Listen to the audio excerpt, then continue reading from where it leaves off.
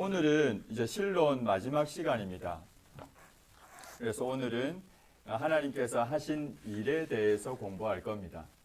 하나님의 작정과 예정에 관한 내용, 그리고 하나님의 창조와 섭리에 관한 내용 해서 2시간에 나누어서 같이 공부를 할 예정입니다. 오늘 내용도 사실 작지 않은데 한 4번 나누어서 해야 되는데 2번 우리가 하기 때문에 요약해서 말씀을 드리도록 하겠습니다. 우선은 우리 지난주에 공부를 했었는데요. 한번 앞에 했던 내용들을 같이 한번 생각해보고 그리고 이어서 하도록 하겠습니다. 우리가 하나님을 어떻게 알 수 있는가? 어떻게 알 수 있는가 했을 때 첫 번째로 얘기했던 게 자연과 양심을 통해서 알 수가 있다라고 했죠.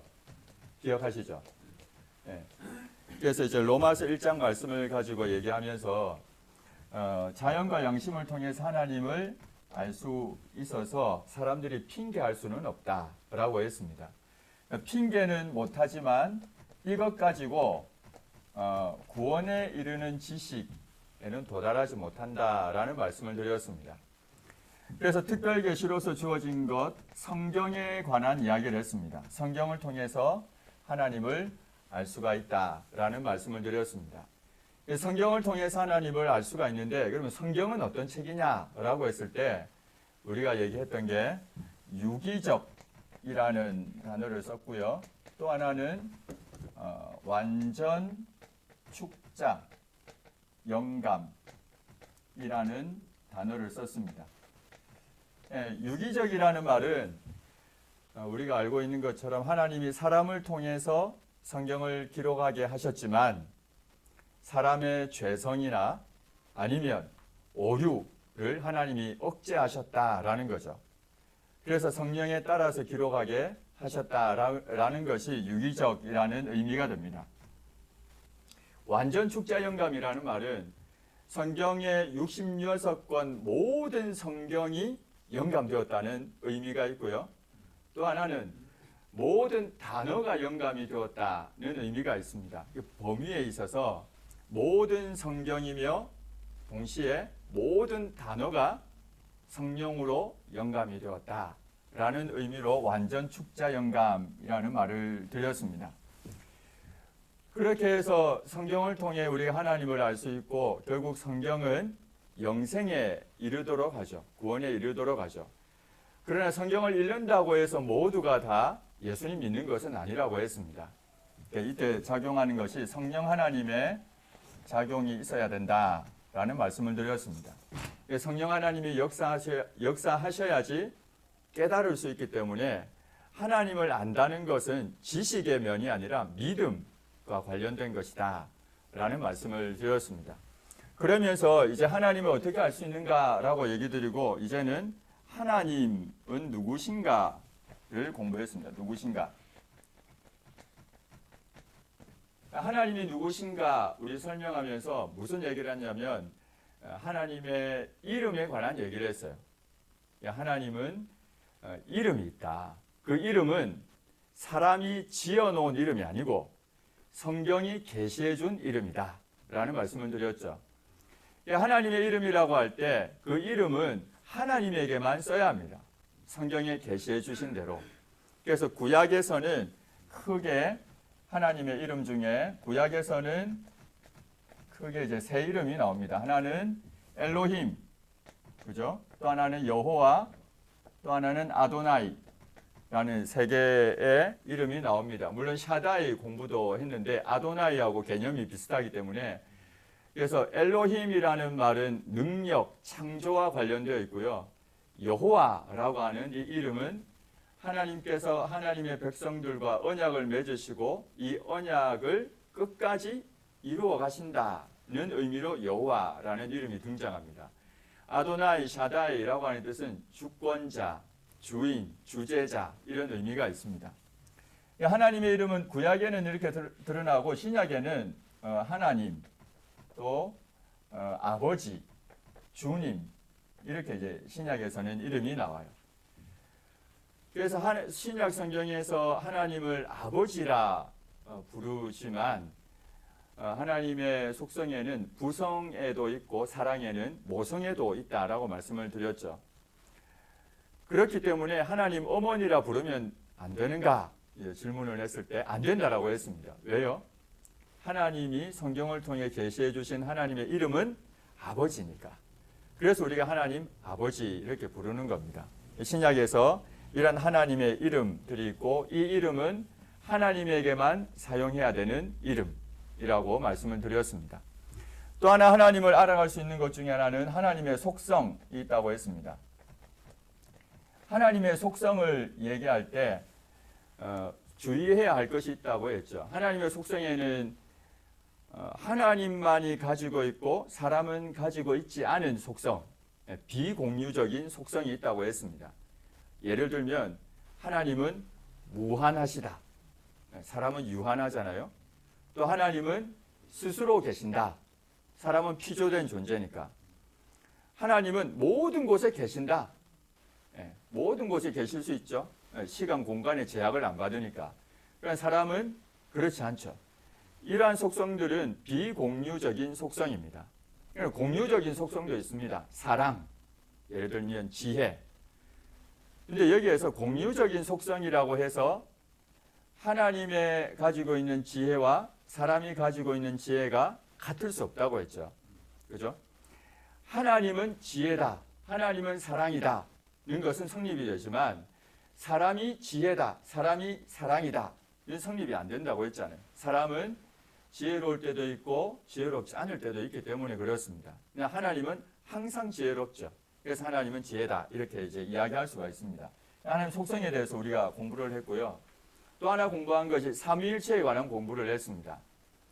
하나님은 동일 본질인데 성부, 성자, 성령 하나님으로 계신다. 삼위일체에 관한 이야기였죠.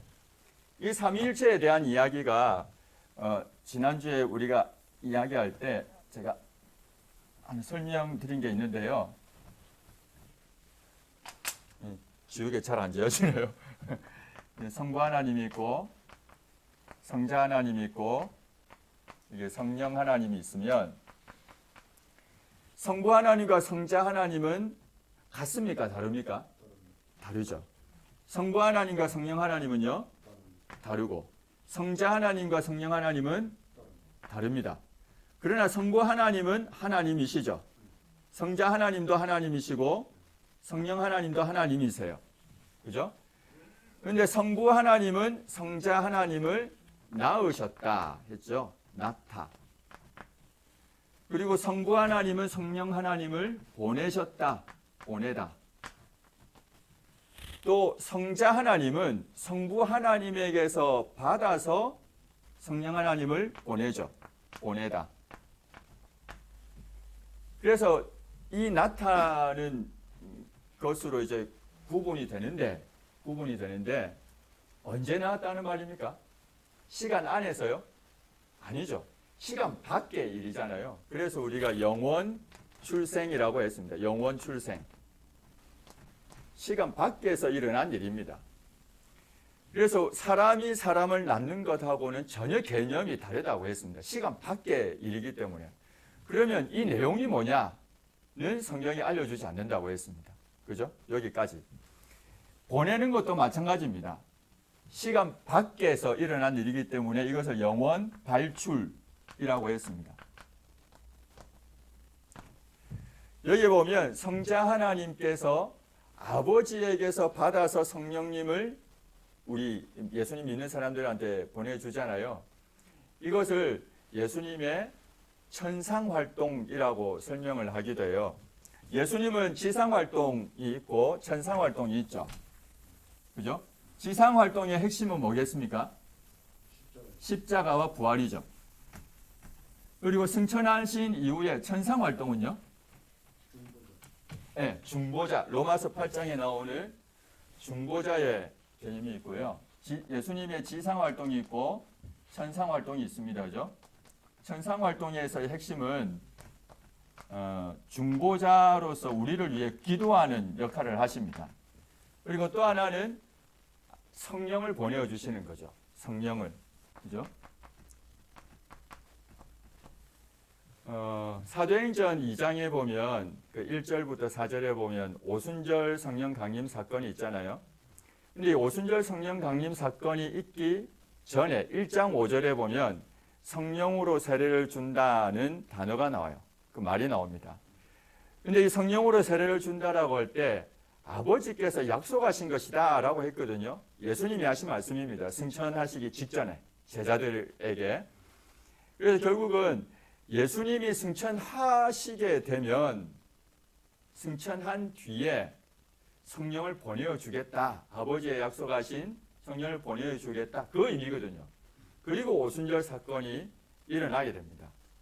그 뒤부터 해서 예수님은 천상에서 예수님을 믿는 각 사람에게 성령님을 보내어 주십니다. 그래서 우리가 예수님을 믿으면 죄사함과 더불어서 성령을 선물로 받죠. 사도행전 2장 38절에 보면 내가 회개해서 또 세례를 받고 예수님 믿어라. 그러면 죄사함을 얻게 될 것이고 또 성령의 선물을 받을 것이다 라고 했습니다. 그래서 예수님 믿는 사람은 죄사함과 더불어 성령의 선물을 받게 됩니다. 예수님의 천상 활동으로 인해서 그 일이 계속 일어난다는 거죠. 각 사람에게. 물론 이러한 성령으로 세례받는 이 일은 각 사람에게는 한 번밖에 없습니다.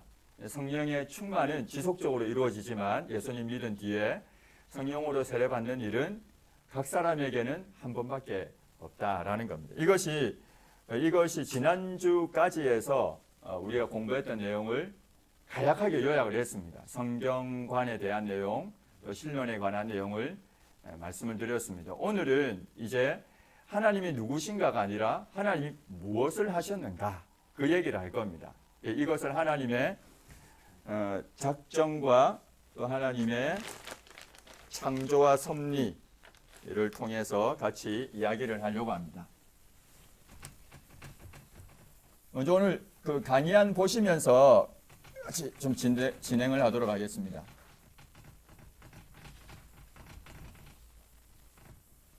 여기까지는 대충 이해가 되죠? 예. 이 조직신학이 재미있습니다. 이렇게 한번 대충 이렇게 정리가 되면 다음에 책을 읽거나 아니면 성경을 읽을 때 어렵지 않게 그게 무슨 이야기인지 이해가 됩니다.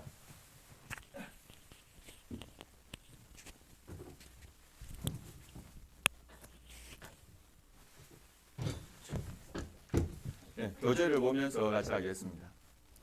오늘 마지막 시간이긴 하지만 그 과제가 있는데요. 그 세 문제를 다음 주 수요일까지 또 저한테 보내주시면 목요일 이후에 제가 정리하도록 그렇게 하겠습니다.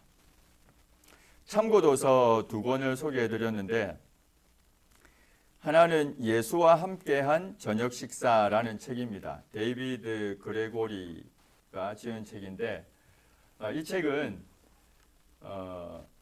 한 사람이 식사 자리에 초대를 받아요. 그래서 좋은 식당에 갔는데 거기에 예수님이 이제 앉아 있는 거죠. 그래서 이제 예수님하고 저녁을 같이 먹는 이야기입니다. 저녁 먹으면서 대화하는 이야기. 저녁 먹을 때 뭐 에피타이저도 나오고 메인 요리 나오고 디저트 나오고 커피 나오고 이런 식사의 순서에 따라서 이제 대화를 하는 내용인데 전도하는 거예요. 예수님이 그 찾아온 사람에게 복음을 전하고 전도하는 내용인데 종교에 관한 이야기도 하고요. 철학에 관한 이야기도 다루면서 왜 예수 그리스도를 통해서 아버지께 나아갈 수 있는가를 이야기처럼 되어 있습니다. 그래서 페이지 수도 한 150페이지고 그 책이 글씨도 크게 되어 있어가지고 1시간 반 정도면 2시간 정도면 읽을 수가 있습니다. 그래서 쉽게 써놓은 책이고 그래서 이 사람이 데이비드 그레고리라는 사람이 이 책을 2005년도인가 이렇게 이제 출판을 쓰고 냈는데 이게 많이 팔려가지고 이 관련된 책들이 여러 권 나왔습니다. 이분이 쓴 책. 근데 이제 한 4권 정도 있는데 그 중에 이 책이 처음 나온 책이고 제일 또 재미있게 잘 쓰여진 책이니까 기회 되면 한번 부담 없이 읽을 수 있는 책입니다. 또 하나의 책은 창세기 묵상 1 태초에라는 책인데 마음샘에서 나온 책인데 제가 오늘 검색해 보니까 그 절판이 됐는지 책이 없더라고요. 그래서 너무 아쉽긴 한데 창세기 1장 내용을 적어 놓은 책입니다. 1장에 있는 내용을 그 합신 교수님이신데 김성수 교수님이 묵상 형태로 해서 잘 적어 놓은 책인데 1장 해석을 제가 볼 때 어떤 주석, 어떤 책보다도 잘 정리를 해둔 책이 아닌가 생각이 듭니다. 역시 페이지는 많지는 않습니다. 한 130페이지 정도 되는데 하여튼 참 좋은 책인데 절판된 것 같아서 좀 아쉽긴 합니다. 오늘은 이제 뭐 하나님의 작정 얘기할 건데요. 작정이라는 말은 계획이라는 말이에요. 근데 모든 일에 대해서 그러니까 창조 또 그 이외에 다스리는 섭리 이 모든 일에 대한 하나님의 계획, 작정이 있다라는 겁니다. 그리고 이 하나님의 작정은 반드시 실행이 됩니다. 한 예를 들면 하나님이 창조하시잖아요. 그리고 나중에 이제 종말이 있죠. 시간 이전에 하나님의 작정이 있어요. 근데 이게 하나님의 작정이 있는데 이 하나님의 작정은 이 모든 창조부터 종말에 이르는 이 일에 있어서 이 작정이 모든 일, 아주 사소한 일까지도 다 작정이 되어 있다는 겁니다. 그리고 그대로 다 이루어진다는 거죠. 이게 하나님의 작정입니다. 하나님의 작정을 생각할 때 먼저 하나님의 주권에 관한 이야기를 해야 됩니다. 우리 로마서 11장 33절에서 36절 말씀을 같이 한번 우리 읽어보도록 하겠습니다. 같이 읽겠습니다. 시작. 깊도다 하나님의 지혜와 지식의 풍성함이여 그의 판단은 헤아리지 못할 것이며 그의 길은 찾지 못할 것이로다. 누가 주의 마음을 알았느냐? 누가 그의 모사가 되었느냐? 누가 주께 먼저 드려서 갚으심을 받겠느냐? 이는 만물이 주에게서 나오고 주로 말미암고 주에게로 돌아감이라. 그에게 영광이 세세에 있을지어다. 아멘. 여기 36절에 보면 만물이 주에게서 나오고 주로 말미암고 주에게로 돌아간다라고 이야기합니다. 창조, 섭리하는 이 모든 일들은 하나님의 작정 가운데에서 이루어진 것이다. 근데 이 하나님의 작정은 오로지 하나님 홀로 하신 일이고 누가 요구해서 한 것이거나 누가 강요해서 한 것은 아니다라는 겁니다. 하나님의 기쁘신 뜻에 따라서 오로지 하나님 홀로 이 일을 행하셨다라는 겁니다. 에베소서 1장 11절과 12절도 같이 한번 읽겠습니다. 시작. 모든 일을 그의 뜻의 결정대로 일하시는 이의 계획을 따라 우리가 예정을 입어 그 안에서 기업이 되었으니 이는 우리가 그리스도 안에서 전부터 바라던 그의 영광이 찬송이 되게 하려 하심이라. 여기 보면 모든 일을 그의 뜻의 결정대로 일하시는 이의 계획을 따라라고 했습니다. 모든 일, 그의 뜻의 결정대로 일하시는 이의 계획을 따라. 이것이 하나님의 작정입니다. 이 모든 일은 큰 일뿐만 아니라 작은 일도 포함합니다. 쉬운 예로 마태복음 10장 29절에 참새 2마리가 한 아사리온에 팔리는 것, 하나님이 허락하지 않으면 하나도 땅에 떨어지지 않는다. 아주 사소한 것, 이것도 하나님의 작정 가운데 있는 것이다 라는 겁니다. 죄, 악, 이것 역시도 하나님의 작정 가운데 있는 것입니다. 하나님께서 있게끔 하셔서 죄, 또 악한 일들이 일어납니다. 그러나 악한 일과 악한 성질은 하나님이 기뻐하지 않으시죠. 그렇기 때문에 하나님의 기뻐하시는 뜻이 아니다라고 말할 수가 있습니다. 악한 일이 벌어지는 이 일에 대해서는 하나님의 기뻐하시는 뜻은 아니다. 그러나 하나님의 작정 가운데 이루어진 일이다. 이렇게 정리할 수가 있다라는 겁니다. 그러면 왜 악한 일을 작정하셨는가라는 질문에 대해서는 하나님의 능력, 하나님의 선하심 이렇게 접근해 가서는 안 되고 나중에 배우겠지만 지혜에 관한 문제입니다. 하나님의 지혜. 그래서 로마서 8장에 합력하여 선을 이루시는 이야기를 나중에 섭리 부분에 다시 하게 될 것입니다. 우선은 이 정도로 정리를 해서 하나님의 영원한 작정의 특징을 같이 한번 살펴보도록 하겠습니다. 하나님의 작정은 언제 이루어졌습니까? 여기에 보면 시간 전이죠. 그죠? 창조 전, 창세 전에 이루어진 일입니다. 그리고 영원 전이라는 표현도 나와요. 그러나 영원이라는 말 자체가 전후가 없잖아요. 원래 영원은 전후가 없음에도 불구하고 성경에 영원 전이라는 표현을 써서 이 세상이 생겨나기 전을 가리키고 있습니다. 마태복음 25장 34절에 보면 창세로부터 너희를 위하여 예비된 나라를 상속받으라 라고 했죠. 에베소서 1장 3절 4절 중에 4절에 보면 창세전에 그리스도 안에서 우리를 택하셨다.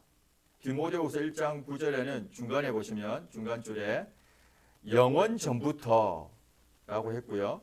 이처럼 하나님의 작정은 영원 전, 창세전에 이루어진 일이다 라는 겁니다. 그리고 이 하나님의 작정이 변함이 있겠습니까? 변함이 없습니다. 하나님의 작정은 매우 지혜롭습니다. 그 지혜가 너무 높아서 거룩하다고 찬송할 수밖에 없다는 거죠. 그래서 하나님의 작정은 지혜롭고 거룩하고 변함이 없다 이렇게 기록을 한 것입니다. 시편 104편 24절에 보면 주께서 지혜로 그들을 다 지으셨다라고 했고요. 사무엘상 15장 29절에는 거짓이나 변개함이 없다라고 했습니다. 변함이 없다는 겁니다. 이 작정에 있어서 지혜로 작정된 하나님의 모든 작정은 결코 변함이 없습니다. 뿐만 아니라 하나님의 작정은 자유롭고 기쁘신 뜻대로 하신 작정이다라는 겁니다.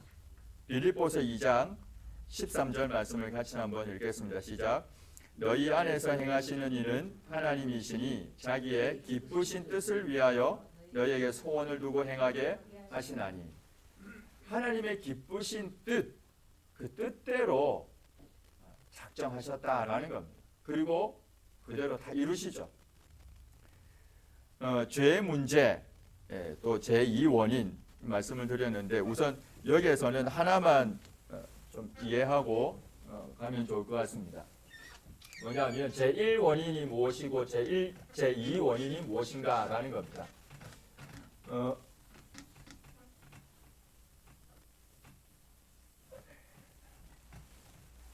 제1 원인이 있고 제2 원인이 있는데요. 어떤 일이 발생을 하려면 원인이 있어야 발생을 하잖아요. 그래서 직접적으로 일어나는 일을 제2 원인이라고 해요. 이 제2 원인은 사람이나 아니면 또 이 세상에 있는 어떤 무엇, 세상의 무엇이 제2 원인이 됩니다. 쉬운 예로 어떤 분들은 지금 줌으로 듣고 있지만 여기에 계신 네 분은 오셨잖아요. 나름대로 스스로 결정을 하고 오신 거잖아요. 그래서 이 자리에 온 것은 하나님의 작정 안에 있는 일인데 여러분들이 스스로 결정해서 왔다는 거예요. 그래서 여러분들이 결정한 이 일은 제2 원인이라는 거죠.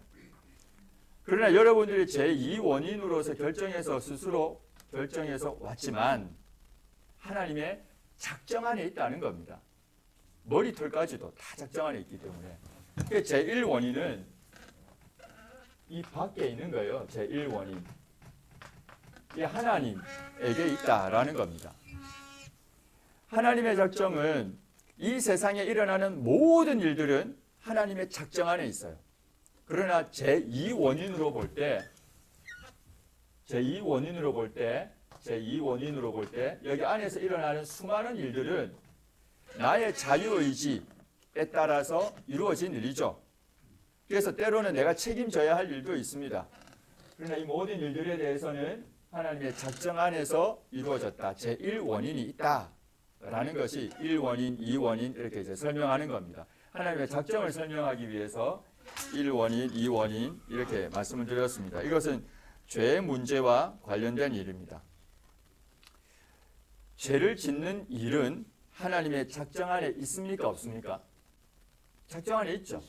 이 세상에 일어나는 모든 악한 일, 죄를 짓는 일, 작정 안에 다 있다는 거죠. 그러면 이 죄에 대한 책임은 누구에게 있느냐? 라고 했을 때 제2원인자인 사람 그에게 있다라는 겁니다. 창세기 50장 19절하고 21절 말씀인데요. 이 본문은 하나님의 작정 또 섭리를 다룰 때마다 나오는 본문이기 때문에 창세기 50장 19절하고 21절을 같이 한번 우리 읽겠습니다. 시작. 요셉이 그들에게 이르되 두려워하지 마소서 내가 하나님을 대신하리이까 당신들은 나를 해하려 하였으나 하나님은 그것을 선으로 바꾸사 오늘과 같이 많은 백성의 생명을 구원하게 하시려 하셨나니 당신들은 두려워하지 마소서 내가 당신들과 당신들의 자녀를 기르리이다 하고 그들을 간곡한 말로 위로하였더라. 이 본문을 잘 보시면 20절에 당신들은 나를 해하려고 했다. 그렇죠? 이게 제2원인이잖아요. 제2원인으로서 형들이 요셉을 해하려고 한 거죠. 이에 대한 책임은 누가 집니까? 그 형들이 지는 거죠. 그런데 요셉이 제2원인만 얘기하지 않죠. 바로 이어지는 내용에 보면 1원인에 대한 이야기를 합니다. 하나님은 그것을 선으로 바꾸사 오늘과 같이 많은 백성의 생명을 구원하게 하시려 하셨다. 하나님 작정 안에 있었다는 겁니다. 많은 생명을 구원하기 위해서 그 악한 일도 하나님 사용하셨고 하나님의 지혜 가운데에서 그래서 선하게 지금 이 일이 이루어졌다라고 고백하고 있는 내용입니다. 이 세상에 일어나는 모든 악한 일들도 하나님의 작정 안에 있는 것입니다. 그러나 이 악한 일이 왜 생겨나는가는 하나님의 지혜로 봐야 돼요. 이 일조차도 하나님이 사용하셔서 선하게 만들어 가시는 나중에는 이 공의에 관한 이야기를 또 하게 될 것입니다. 이제 그 이야기가 이번에 나와요. 예정에 관한 부분에 나옵니다. 하나님의 작정이 있고 하나님의 예정이 있는데요. 작정하고 예정의 차이가 뭐냐? 작정은 모든 일이잖아요. 모든 일. 예정은요. 구원과 관련된 일입니다. 그러니까 우리가 예정론이라고 이야기할 때는 구원과 관련된 일입니다. 모든 일 중에 구원받고 하는 이 구원에 관련된 일을 예정이라고 합니다. 그리고 이 예정 안에는 선택과 유기가 있습니다.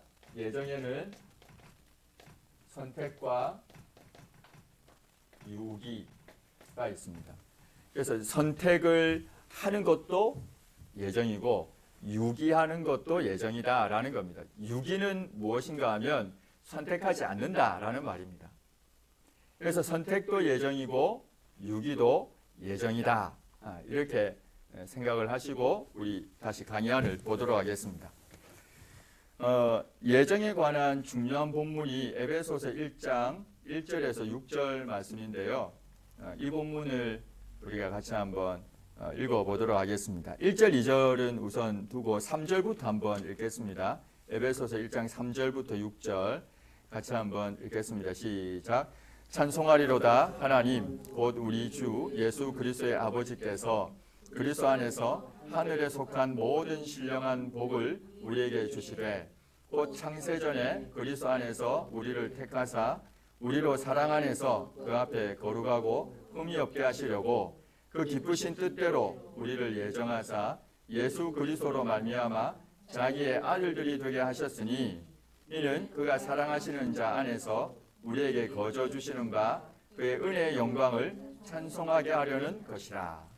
여기에 보면 하늘에 속한 모든 신령한 복을 우리에게 주신다. 이 모든 신령한 복이 무엇이냐면 창세전에 그리스도 안에서 우리를 택하신 것이다. 우리를 택하셨는데 언제 택하셨는가? 창세전에 선택을 하셨다라는 겁니다. 그렇게 해서 거룩하고 흠이 없게 하려고 하신다.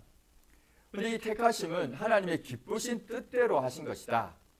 우리를 예정하셨다라고 했죠. 그래서 자기의 아들들이 되게 하셨다.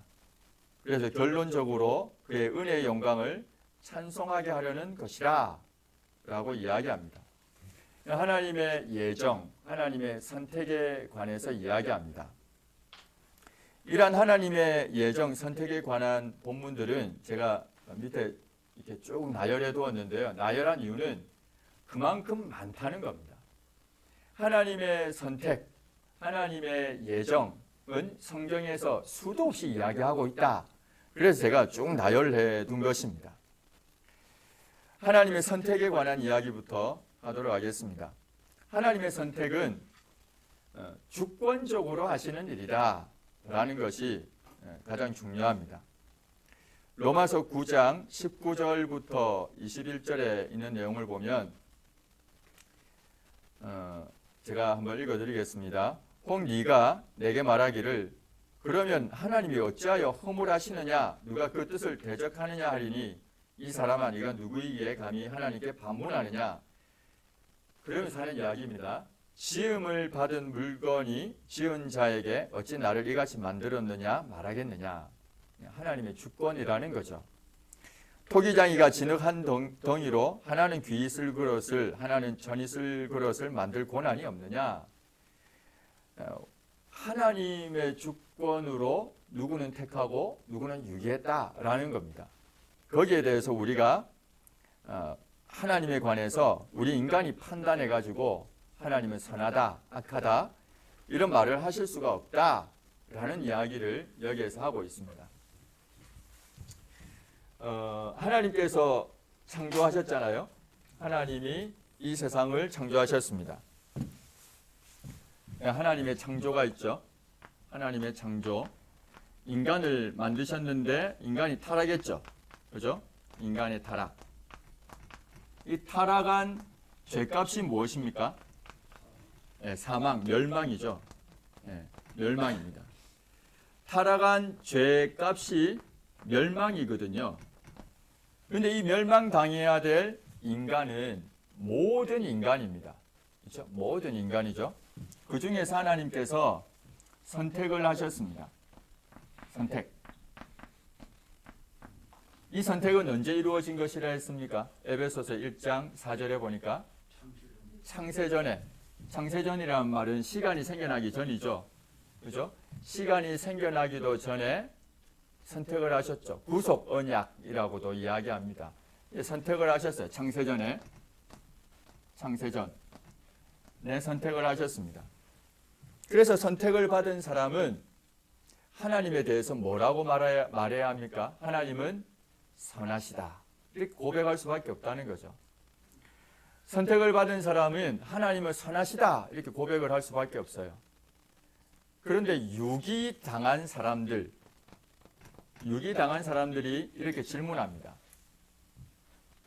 왜 어떤 사람은 선택하고 왜 어떤 사람은 유기했습니까? 이렇게 반문을 한다는 거죠. 그럴 수 있느냐라고 할 때 제일 먼저 이야기할 것이 하나님의 주권입니다. 토기장이의 비유죠. 하나님이 어떤 것은 귀하게 쓸 그릇으로 토기장이가 어떤 것은 천이 쓸 그릇으로 만들 권한이 토기장이에게 있다. 하나님의 선택, 유기, 하나님의 주권에 있다라는 겁니다. 반문할 수 없다는 거죠. 사실은 반문할 수 없는 것이 마땅히 멸망받아야 하기 때문입니다. 자신의 죄값으로. 다만 선택받은 사람은 하나님은 선하다 고백할 수밖에 없는 거죠. 하나님을 찬송하게 되는 겁니다. 그러나 또 한편 유기 당한 자들에 의해서도 하나님은 영광을 받으세요. 하나님은 영광을 받으십니다. 어떤 영광을 받으실까요? 어떤 면에서? 공의의 면에서 그렇죠. 과연 공의롭구나. 그 하나님께 찬송할 수밖에 없다는 거죠. 멸망받을 사람이 자신의 죄값으로 인해서 멸망받는 것, 하나님의 공의가 작동한 거예요. 그래서 하나님께 영광을 돌려드릴 수밖에 없다라고 이야기합니다. 반면에 선택받은 사람들은요, 유기당한 사람 말고 이 공의가 누구에게 작동을 한 것입니까? 이 원래 여기에서 일어나야 할 이 공의가 누구에게 작동을 합니까? 선택받은 사람이 아닌 누구요? 예수 그리스도에게 이루어졌죠. 십자가에서.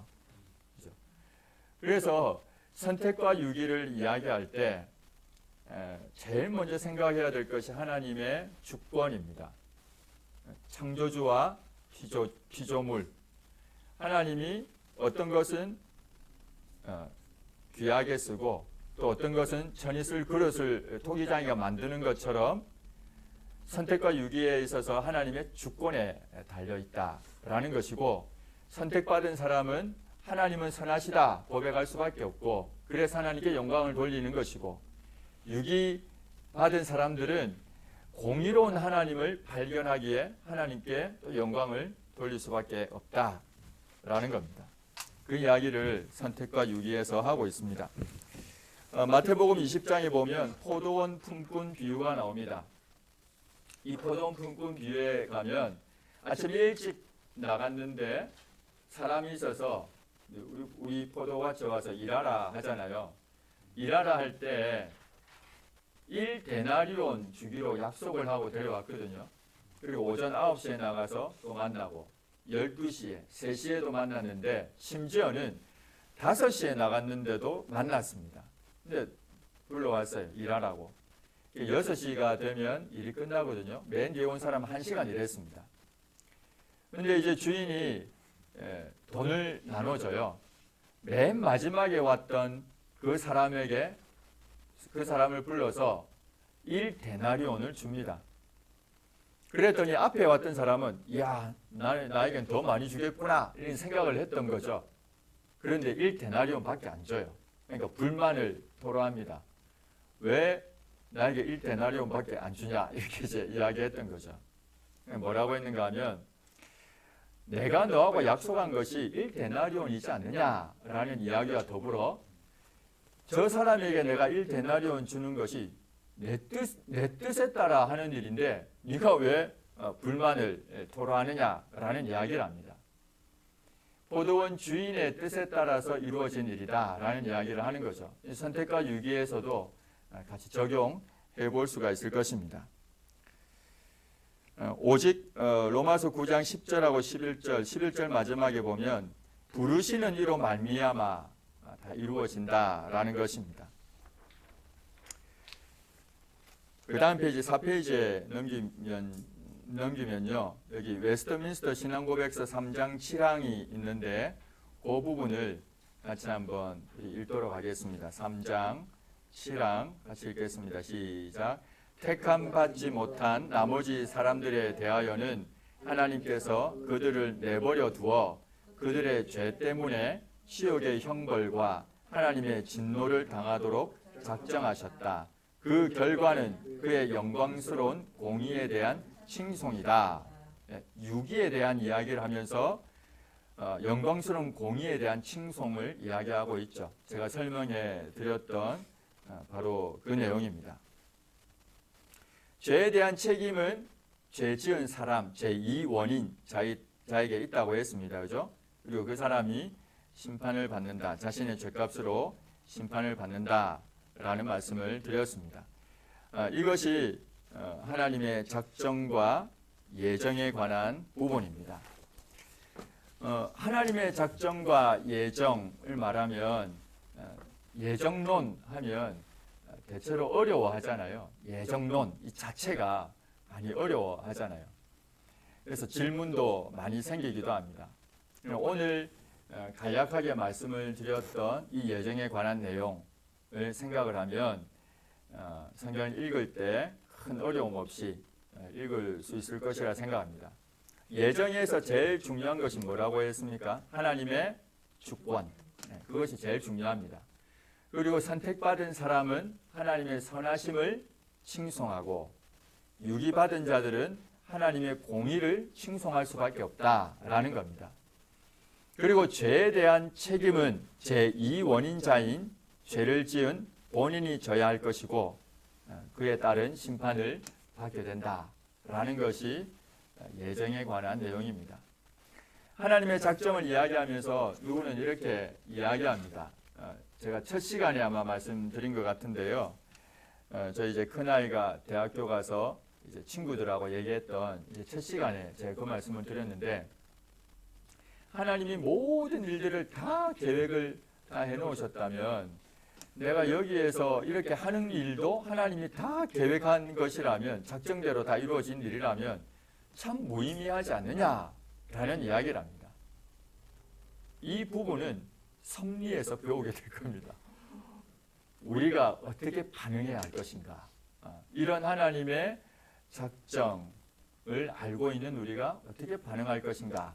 섭리에 가서 우리가 또 배우도록 하겠습니다. 그래서 먼저는 작정과 예정에 관해서 우선 마쳤고요.